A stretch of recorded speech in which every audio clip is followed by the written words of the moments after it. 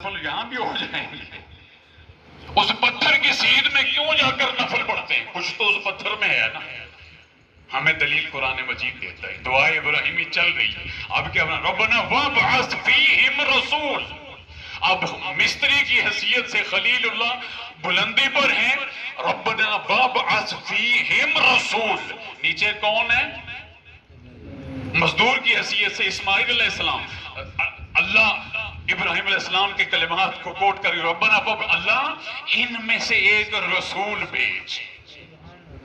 اور ابراہیم علیہ السلام کی ساری نسل پاک سے نبوت کی لڑی چلی. صرف اسماعیل علیہ السلام ہے جن سے دوسرے کوئی نبی نہیں آئے، صرف حضور کی تشریف آوری.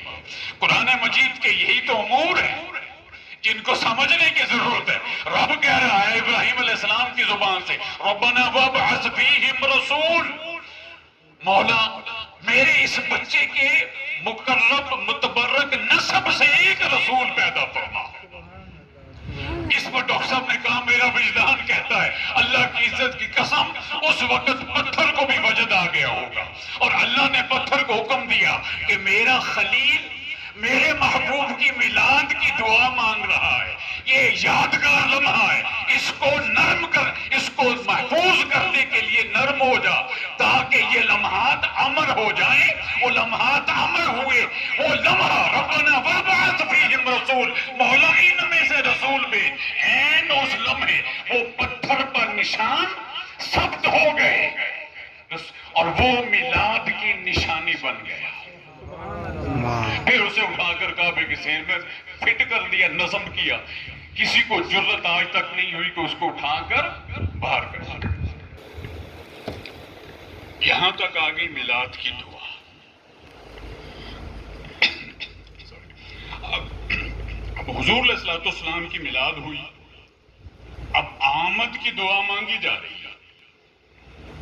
لیکن حضرت خلیل ادھوری بات نہیں کر رہے. جہاں میلاد کی نقطہ کلائمیکس ہے، ہم میلاد منانے والے معذرت کے ساتھ اس نقطے کو نظر انداز کر جاتے ہیں. اس نقطے پر عمل پیرا بھی نہیں ہوتے جس پر قرآن توجہ دلا رہا ہے. جب میلاد کی دعا ربنا وابعث فیہم رسول، ان میں سے ایک رسول پیدا فرما. اب وہ رسول آ کر کریں گے کیا؟ یتلو علیہم آیاتک، تاکہ ان کی مولود شریف ہو، مکہ میں پرورش پائیں. 40 برس جب ایک محدود مقام پر پہنچے پھر تو قرآن اتارے. تو کیا کریں؟ یتلو علیہم آیاتک، تاکہ وہ ان پر تیری آیات کی تلاوت کریں. وَيُعَلِّمُهُمُ الْكِتَابُ وَالْحِكْمَةَ وَيُزَكِّيهِمْ، جو ان کو تیری کتاب کا علم دے، حکمت عطا فرمائیں. وَيُزَكِّيهِمْ، تاکہ ان کے زنگ آلود کا تزکیہ کریں. دل کو مانجا لگا کر، ایمان کے ساتھ مانجا لگا کر دل کو آئینے کی طرح صاف کریں، چمکدار بنائیں. کیوں؟ انک انت العزیز الحکیم، مولا تو بڑا ہی حکمت والا اور غالب آنے والا، تجھ سے بڑی تو کوئی شے نہیں.